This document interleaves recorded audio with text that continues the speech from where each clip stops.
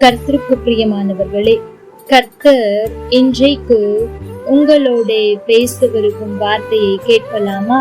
நியாயாதிபதிகள் 1ஆம் அதிகாரம் 15ஆம் வசனம்.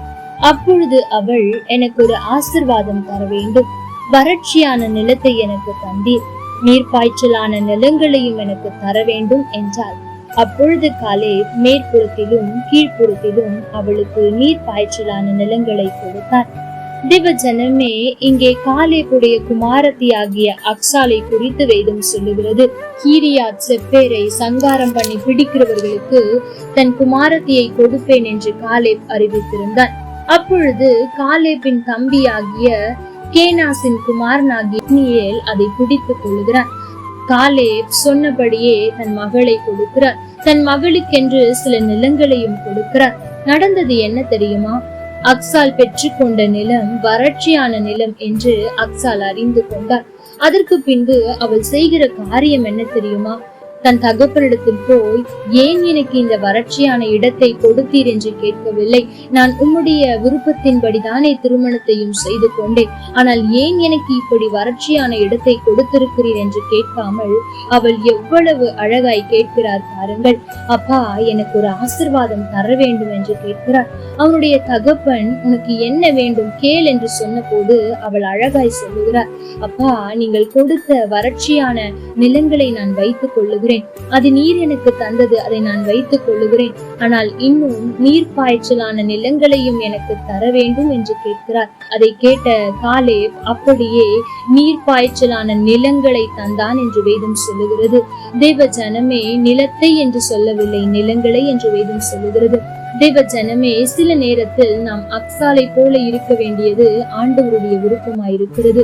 அந்த அக்சால் இடத்தில் காணப்பட்ட முதல் காரியம், தகப்பனுக்கு கீழ்ப்படுகிறவளாயிருந்தார், தகப்பனுடைய விருப்பத்தை நிறைவேற்றுகிறவராயிருந்தார். அந்த வாலிப நாட்களில் தன் இஷ்டத்திற்கு யாரையும் தேர்ந்தெடுக்காமல் தகப்பன் என்ன சொல்லுகிறாரோ அதுதான் எனக்கு சரி என்று தகப்பன் பார்த்த மகனை திருமணம் செய்து கொள்ள முதலாவது அர்ப்பணித்தாள்.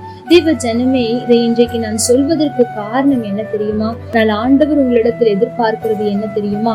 நீ பார்ப்பதை விட உனக்காக நான் பார்ப்பது, நான் ஆயத்தம் பண்ணி வைத்திருக்கிறது சிறந்ததாயிருக்கும். ஆகவே பொறுமையாயிரு, என்னுடைய சத்தத்திற்கு கீழ்ப்படி என்று சொல்லுகிறார். இரண்டாவது, அக்சால் செய்த காரியம், தன் தகப்பனிடத்தில் சண்டையிடாமல், நீர் எனக்கு வறட்சியான இடத்தை கொடுத்தீர், பரவாயில்லை, அதை நான் சந்தோஷமாய் ஏற்றுக்கொள்ளுகிறேன், எனக்கு ஒரு ஆசீர்வாதத்தையும் தாரும் என்று அழகாய் அவள் கேட்கிறாய். தேவ ஜனமே, நாமும் கூட சில நேரத்தில் நாம் ஏமாற்றப்படும் போது, நமக்கு நிந்தனைகள் நடக்கும் போது கோபத்தில் ஏதேதோ பேசி விடுகிறோம். ஆகவேதான் அநேக உறவுகள் பிரிந்து போகிறது. ஆனால் அந்த அக்சாலை பாருங்களேன், எவ்வளவு அழகாய் கேட்கிறார். நீதான் எனக்கு வறட்சியான இடத்தை கொடுத்தீர், ஆசீர்வாதத்தையும் தாரும் என்று கேட்கிறாரே.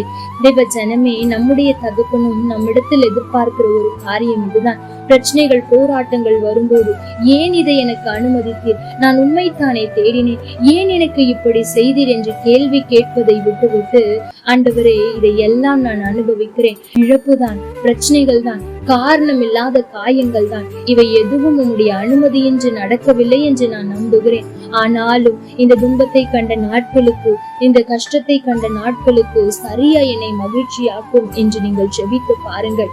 ஆண்டவர் ஆச்சரியப்பட்டு உங்களுக்கு ஒரு ஆசீர்வாதத்தை அல்ல, பல ஆசீர்வாதத்தை கொடுப்பார். ஏனென்றால் இங்கே அக்சால் கேட்கிறார், எனக்கு ஒரு ஆசீர்வாதம் தர வேண்டும் என்று கேட்கிறார். ஆனால் தகப்பன் என்ன செய்கிறார் தெரியுமா? மேற்புறத்திலும் கீழ்ப்புறத்திலும் உள்ள நீர்ப்பாய்ச்சலான நிலங்களை கொடுத்தானா?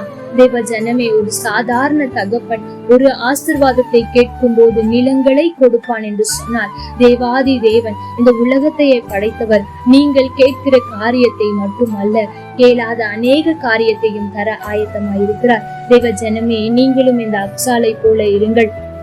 ஆண்டவருக்கு சித்தமானதை செய்யுங்கள், ஆண்டவருடைய சத்தத்திற்கு கீழ்ப்படியுங்கள். ஆண்டவர் உங்களுடைய வாழ்க்கையில் அனுமதிக்கிற எல்லாவற்றையும் நன்மைக்கு என்று ஏற்றுக்கொள்கிற இருதயத்தை வளர்த்துக் கொள்ளுங்கள்.